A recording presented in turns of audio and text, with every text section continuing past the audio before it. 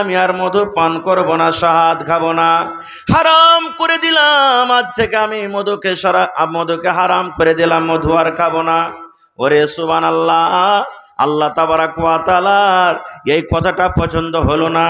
আল্লাহ তাবারাক ওয়া তাআলা তাড়াতাড়ি করে জিবরিল আমিনকে ডাক দেয়, বললেন, জিবরিল রে, যাও যাও, আমার নবীর প্রতি তুমি, কোরআনের মধ্যে একটা সূরা রয়েছে যে সূরাটার নাম হলো সূরা তাহরিম, যাও যাও আমার নবীর পরে এই সূরাটাকে তুমি নাজিল করে দাও।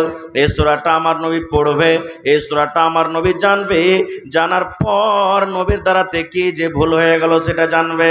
বন্ধুরে আমার, আল্লাহ রাব্বুল আলামিন ডাইরেক্ট নবীকে ডাক দিয়ে বলছেন, ও আমার নবী, তুমি তোমার বিবিদেরকে খুশি করার জন্য, বিবিরাকে রাজি করার জন্য, তোমার বিবিরা যেন খুশি হয়ে থাকে, রাজি হয়ে থাকে, তোমার বিবিরাকে রাজি রাখার জন্য তুমি আমার হালাল করা মধুকে তুমি হারাম করে দিয়েছো। এ মোহাম্মদ, তুমি শুনে নাও, তুমি হারাম করনেওয়ালা কে? তুমি কেন আমার শাহাদকে তুমি হারাম করে দিয়েছো, আমার মধুকে তুমি কেন হারাম করে দিয়েছো? আল্লাহ রাব্বুল আলামিন ডাইরেক্ট কোরআন মাজিদ নাজিল করে দিলেন। ভাই আমার, আরো কিছু কথা আছে, কেনে আমি ওদিকে যাব না, বলার উদ্দেশ্য হলে এই, আমি ঘটনাটা এই জন্য বললাম যে বাড়িতে যদি এক থেকে দ্বিতীয় তৃতীয় চতুর্থ স্ত্রী যদি থাকে, তো মাঝে মাঝে এরকম ঘটনা ঘটে যায়, বা আপোষের মধ্যে এরকম ভাবে তাদের টানাটানি থাকে না। দেখবেন যাদের দুটা স্ত্রী আছে, আল্লাহর রহমতে যদি কোনো বাড়ি ভালো থাকে তা আলহামদুলিল্লাহ, না হলে মাসে যারা মন্ডল আছে, সর্দার আছে না, এরা মাসে কমসে কম 15 দিন বিচার করতে যাবে ওর বাড়ি, যায় কি যায় না? যায়। এবারে ভাই মুসলমান, এক পয়েন্ট হয়ে গেল যে 4টা পর্যন্ত আপনি স্ত্রী বাড়িতে রাখতে পাবেন। এবারে বলবেন, হাজি মাওলানা, স্ত্রী যে বাড়িতে 4টা পর্যন্ত রাখবো, তো কোন ধরনের ছেলেরা বিয়ে করবে, কাকে বিয়ে করে আল্লাহ রাসূল সাল্লাল্লাহু আলাইহি ওয়াসাল্লাম আদেশ করেছেন, কোন ধরনের মানুষ বিয়ে করবে, এটাও আল্লাহ রাসূলের হাদিস আছে, 1400 বছর আগে রাসূল বলে দিয়েছেন, ইয়া মাশারাশ শাবাব, ও যুবকের দলেরা তোমরা শুনে নাও, মান ইসতাতা মিনকুমুল বাত, ও যুবকের দল, তোমাদের মধ্যে যার বাতের ক্ষমতা রয়েছে তারা বিয়ে করবে, যাদের মধ্যে বাত রয়েছে। এবার বলবেন, মাওলানা, বাত কাকে বলা হয়েছে, বাত কাকে বলে? রাসূল তো বলেছেন যার মধ্যে বাত রয়েছে। যুবককে ডাক দিয়ে বলছেন, ও যুবকের দল, তোমরা শুনে নাও, তোমাদের মধ্যে যাদের বাতের ক্ষমতা রয়েছে তারা বিয়ে করবে। এবার বলবেন, মাওলানা, বাত কাকে বলে? মুহাদ্দিসিনে কেরাম বাতের 3টা মানা করেছেন। 1 নম্বর হলো, যুবক রে, আল্লাহ রাসূল বলেছেন, উম্মত, ও যুবকের দল, তোমরা শুনে নাও, যখন তুমি বউ করতে যাবে, স্ত্রীকে বাড়িতে নিয়ে আসবে, যখন তুমি বিয়ে করতে বসবে, সর্বপ্রথম বাতের মানে হলো, দেখো তোমার পকেটে টাকা আছে কিনা, তুমি মোহর আদায় করতে পারবে কি পারবে না। একটা বেটি ছেলেকে যখন তুমি বাড়িতে নিয়ে আসবে, বাড়িতে নিয়ে আসার টাইমে যখন তুমি কবুল পড়বে, তখন তোমাকে 10,000, 5,000, 2,000, 1,000 যেই টাকাতে সে বেটি ছেলে রাজি হয়ে যাবে, ওই টাকাটা দেওয়ার তোমার ক্ষমতা আছে কিনা। 2 নম্বরে রাসূল বলেছেন, উম্মত রে, যখন তুমি তাকে বউ করে বাড়িতে নিয়ে আসবে, তোমাকে বিয়ে করার আগে আগে দেখতে হবে যে শুধু স্ত্রীটাকে বাড়িতে নিয়ে আসলে আমার চলবে না, স্ত্রীটাকে বাড়িতে নিয়ে আসলে হবে না, ওই স্ত্রীটার সাথে আমার সহবাস করার ক্ষমতা আছে কিনা, তার সাথে হামবিস্তারি করতে পারবো কিনা, আমি তার জৈনব ক্ষুধা পূর্ণ করতে পারবো কি পারবো না, আমার স্ত্রীর মনটাকে আমি ঠান্ডা করতে পারবো কি পারবো না। 3 নম্বরে রাসূল বলেছেন, উম্মত, যখন তুমি ওই স্ত্রীটাকে বাড়িতে নিয়ে আসবে, তোমাকে একটা বাড়ি সুন্দর করে করতে হবে। বাড়ি কেমন করতে হবে এটা দরকার নয়, তোমার শক্তি হিসাবে তোমাকে একটা তাকে বাড়ি দিতে হবে।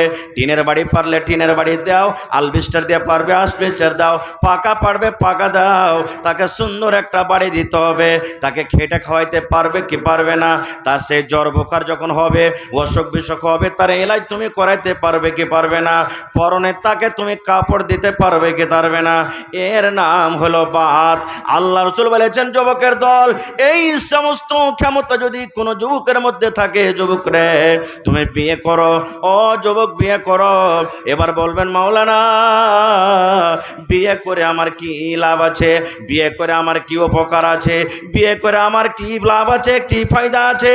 আল্লাহ নবী এই হাদিসটাতে দুটো উপকারের কথা, দুটো লাভের কথা বলেছেন। উম্মত রে, যদি তুমি বউ করে বাড়িতে নিয়ে আসো, যদি তুমি স্ত্রী করে বাড়িতে নিয়ে আসো উম্মত, তোমার দুইখানা লাভ আছে, দুখানটা তোমার ফায়দা আছে। এক নম্বর রাসূল বলেছেন ফাইন্নাহু আগাজ্জুলিল বাসারে, যখন তুমি তোমার স্ত্রীকে বউ করে বাড়িতে নিয়ে আসবে, ওয়াপার বেটি ছেলের দিকে তোমার ধ্যান যাবে না, ওয়াপার বেটি ছেলের দিকে তোমার নজর যাবে না।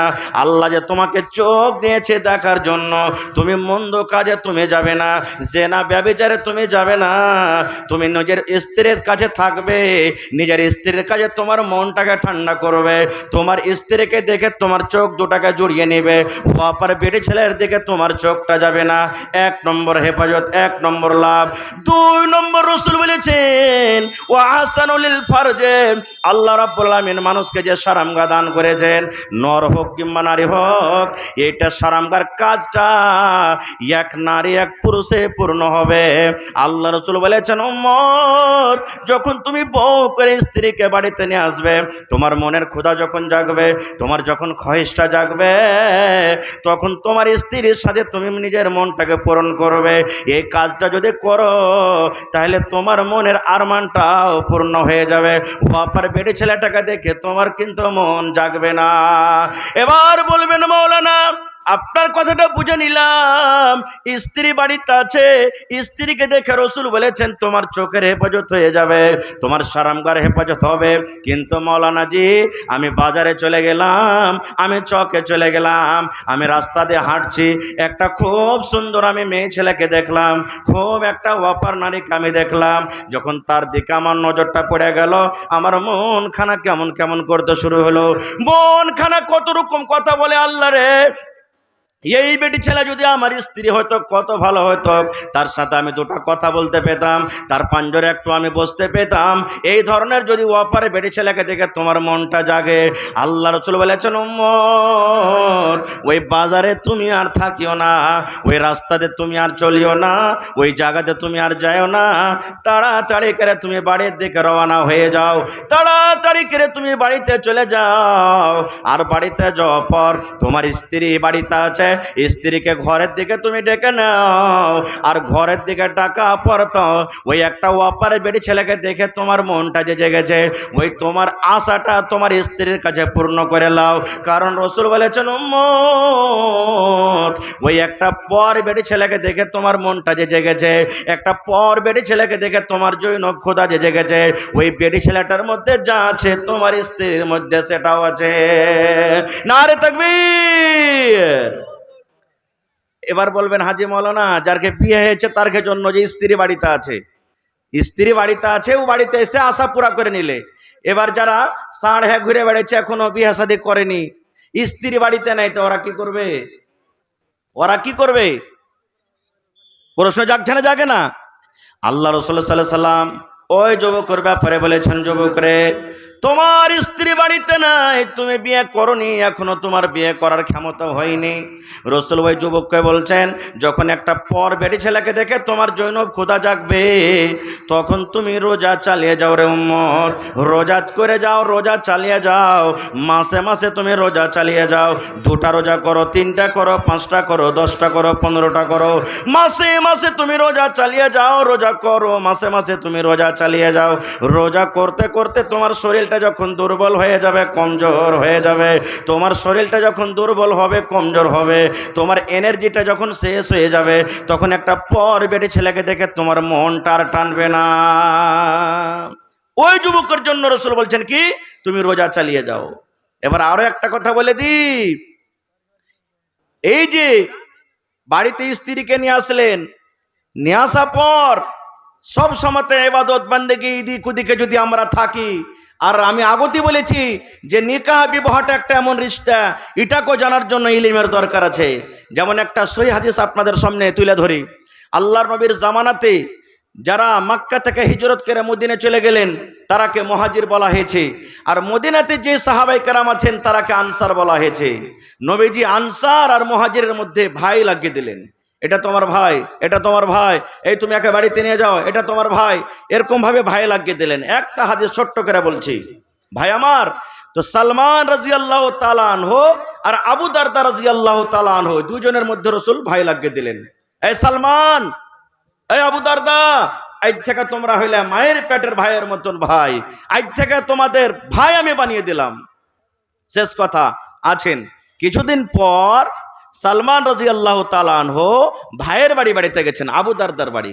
আজকে আমরা যাই না, যদি আপনার বাড়ি এখানে ধরেন যে সোনাপুরে আছে, আপনার ভাইটা বাড়িঘাটে আছে, তো আপনি ভাইয়ের বাড়িতে যাবেন না? যাবেন না? হানা বলেন, যাবেন না? যাবেন না? যাবেন। তো ধরেন যে সালমান রাদিয়াল্লাহু তাআলা আনহু আবু দারদা ভাইয়ের বাড়িতে গেছেন। যেমন আমরা শ্বশুরের বাড়িতে যাই, নানির বাড়িতে যাই, ভাইয়ের বাড়িতে যাই, এই ধরনের বিভিন্ন রকমের আমরা বেড়াইতে যাই। তো সালমান রাদিয়াল্লাহু তাআলা আনহু ভাই আবু দারদার বাড়িতে গেছেন। এবার যে সময়তে বাড়িতে গেলেন আবু দারদার বাড়িতে, ওই টাইমে কিন্তু আবু দারদা বাড়িতে নেই, কামে কাজে গেছেন, বাড়িতে নেই। এবার সালাম দিলেন, বাড়িতে ঢুকলেন। ঢোকা পর সালমান রাদিয়াল্লাহু তাআলা আনহু আর ভাবিকে দেখছেন, আবু দারদার স্ত্রীকে, যে সিথে টিঠা করে নাই ভাই, চুল গলা উস্কো খুস্কো হয়ে আছে, মরিচের যেমন গা ঝাঁকড়া মাকড়া হয়ে থাকে না, ওরকম ঝাঁকড়ি মাকড়ি হয়েছে চুল গলা, সিথে টিঠা করে নাই। কতদিন থেকে যে মুখখানে তেল টাল দেয়নি তো সেটা আল্লাহ জানে। কাপড় খানটাও একবারে পুরাতন কাপড় পিন্ধা আছে, কোনো সাফ সুতরা রং চঙিয়া কাপড় নয়, মানে লাগে না যে এটা একটা স্বামী আছে, এই মহিলাটার স্বামী আছে, এরকম ভাবে মানে বাড়িতে। তখন সালমান রাদিয়াল্লাহু তাআলা আনহা আর ভাবিকে বলছেন, ভাবি একটা কথা আমি বুঝতে পারলাম না। বলছে, কি রে ভাই?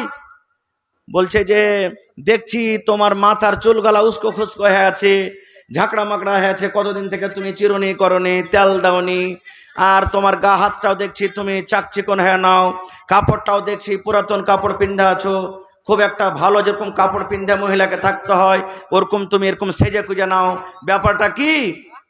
যখন কথাটা বললেন তখন সালমান রাদিয়াল্লাহু তাআলা আনহুর কথাটার উত্তর দিচ্ছেন কে? ভাবি, আবু দারদার স্ত্রী। কি বলছেন? রে আমার ভাই সালমান, তুমি বলছো ভাই রে তোমার মাথার চুলে কেন চিরুনি নাই, তেল কেন নাই, কার জন্য সাজবো রে ভাই? কে আমার সাজ দেখবে? কে আমার সীতা করা দেখবে? কাকে আমি সীতা দেখাবো? কে আমার নতুন কাপড় দেখবে রে ভাই? আমি নতুন কাপড় যদি পিন্ধি, আমার নতুন কাপড় পিন্ধাটা কে দেখবে? আমি কাকে নতুন কাপড় পিন্ধে দেখাবো? আমি যে মেকআপ করে থাকবো, আমার মেকআপ কে দেখবে?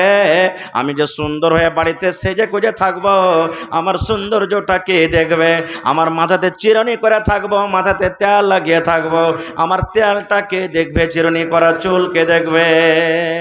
কে দেখবে? কার জন্য আমি সেজে থাকবো? যখন কথাটা বলা তখন সালমান বলছেন, ভাবি কেমন কথা তুমি বলছো? কাকে দেখাবে তুমি? আরে আমার ভাই আবু দারদাকে তুমি দেখাবে, তার সামনে সীতা করে থাকবে, সুন্দর করে পাউডার লাগিয়ে থাকবে। মানে ওই যুগে পাউডার ছিল না ভাই, বুঝার জন্য বলছি, না তো বলবে মৌলানা তখন তো পাউডার ছিল না। কার জন্য তুমি সেজে গুজে থাকবে? কার জন্য তুমি তেল মেখে থাকবে? আমার ভাইয়ের জন্য থাকবে। এই যুগেকার মহিলার মতন তো নয়। ভাইয়ের যখন বিয়ে লাগবে তখন সন্ধ্যের বেলাতে রাতের বেলাতে পুরুষকে বলবে, হাজি হারগে হোদলার যে বিয়ে লেগেছে, তো বৈরাত যাবো, এখানে যে ভালো কাপড় গালা নেই, 1000 টাকা দামের কাপড় কিনে দেবে স্ত্রীকে, আর নিজের পুরুষের সামনে পিনবে কতক্ষণ? যতক্ষণ বৈরাত যায়নি। পিন্ধে গেল ওইখানে সব পর পুরুষকে দেখিয়ে এলো কাপড়, আর যেমনি বাড়িতে ঢুকবে 2 মিনিটও হবে না, কাপড়কে পাল্টে পুরনো একবারে ওই যেগুলাতে কালি ঝালি লেগে আছে ওগুলো পিন্ধে থাকবে পুরুষের সামনে। ঠিক না বেটি? হ্যাঁ, পুরুষের সামনে মেয়েটা হয়ে থাকবে, ওকে দেখাবে না, ও পরের পুরুষকে দেখাবে, ও পরকে দেখাবে। তো বলছে আমার ভাইয়ের জন্য তুমি সেজে থাকবে।